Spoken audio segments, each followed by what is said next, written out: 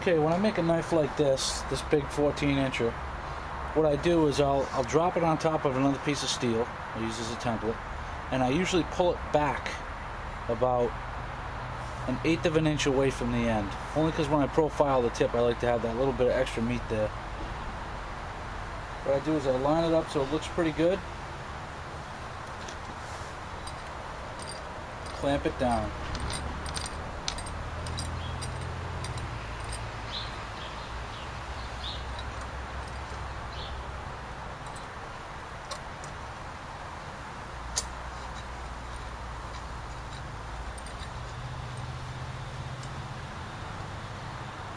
Double check everything.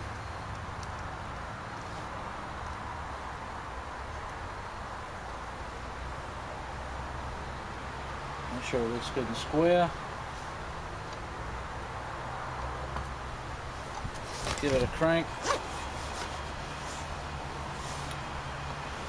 I like to use a thick Sharpie, and what I do is I'll go around the edge.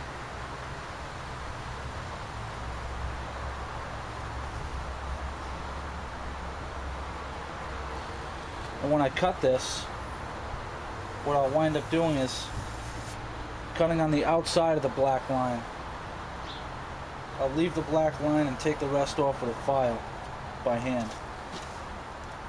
It makes for a much more consistent knife. You don't want to try to stay on the inside of the black line, because then your knife will be too thin. You'll be asking for trouble when you start grinding it.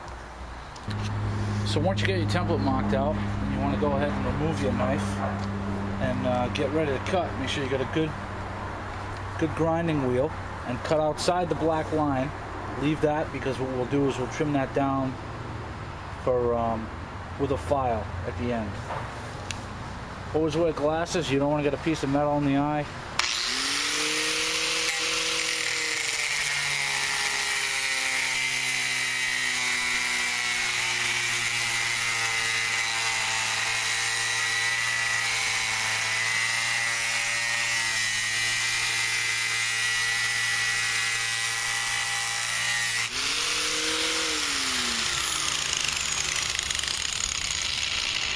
Go ahead and continue, cut it all out, and then we'll get to filing.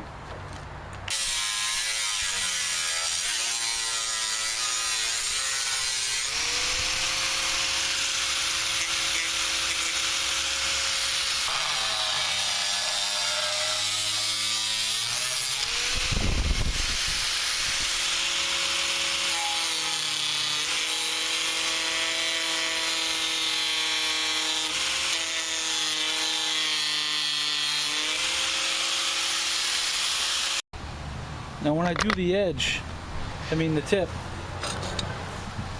what I'll do is I'll use the grinding wheel, the edge of the cutting disc, to chop that down, just to knock it down, because there's a lot of metal there you gotta file. And I go like this along the edge too, to bring it within the boundaries that I want. I'll run it down like this to knock some of that down, then I'll finish it off with the file. It's a little easier like that.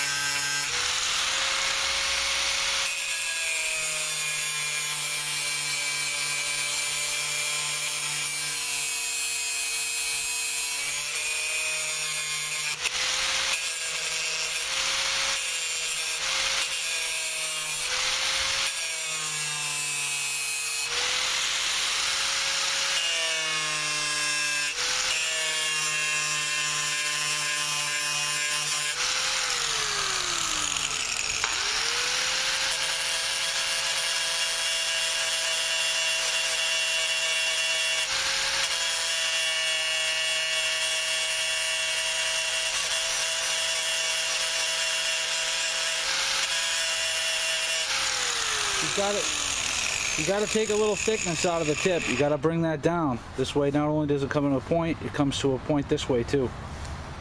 Or it comes to a flat that way, and then it points straight out. Otherwise, it'll bounce off the board. You won't get the right tip. So knock that down and give it a flip. Do the same thing to the other side. Now once we're here, I'll finish this off with the files. Maybe a little more grinding just to knock it flat, depending on the thickness of it. But I'm going to clean up the edges. I want all these edges cut nice and smooth on the edge. That way I can handle it without getting cut. So go ahead and clean that up with your files.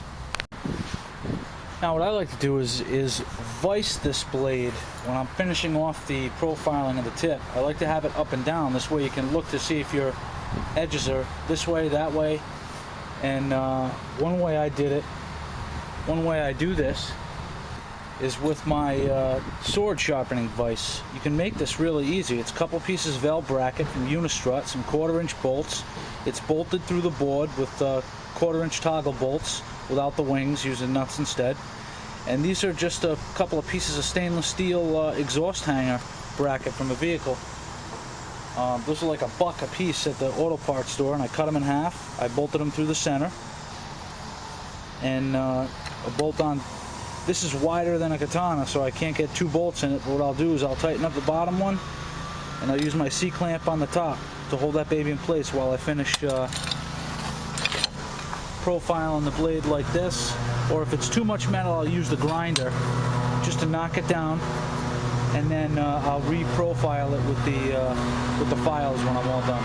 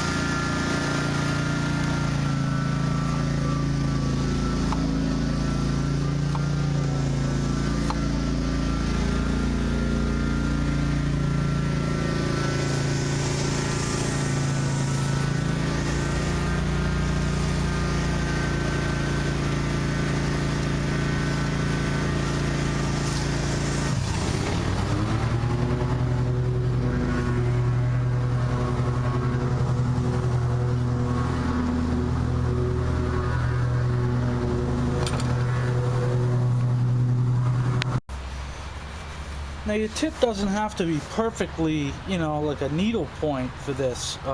Somewhat blunt tip. I'll show you the other one. You'll see how this tip has a little bit of rounded offness to it. Right there you can see.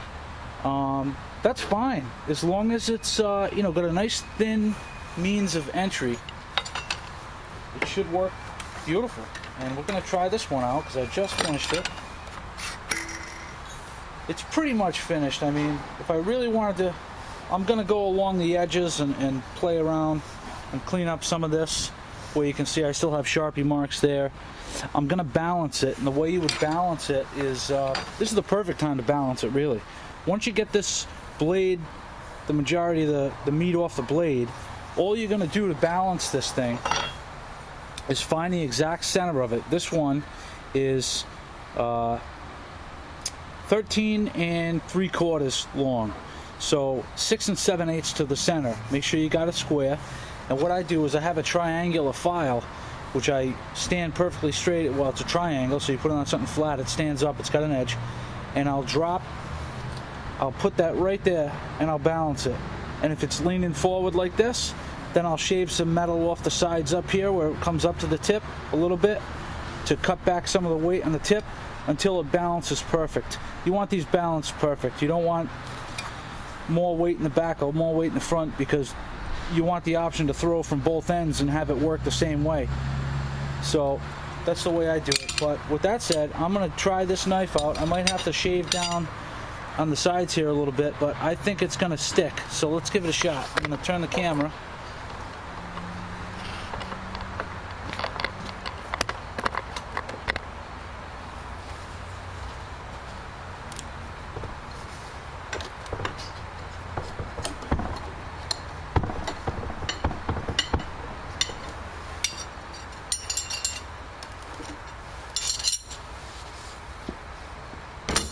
Give it a test.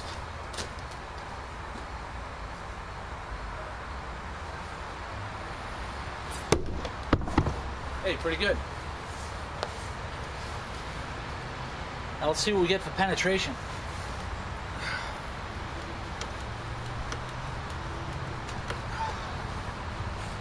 About that deep. That's about 1.5 inches depth on that one.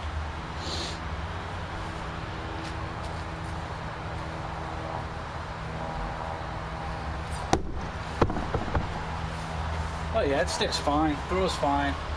I'll probably clean up the tip a little bit just to smooth it out a little more, but what you'll notice is even if your tip is rough from throwing into 2x4s, you'll take that wire edge off.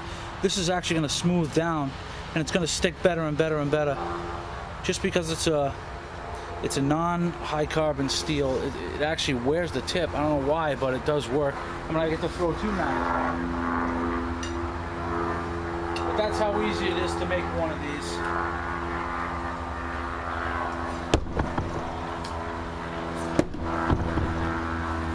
They're a lot of fun to throw.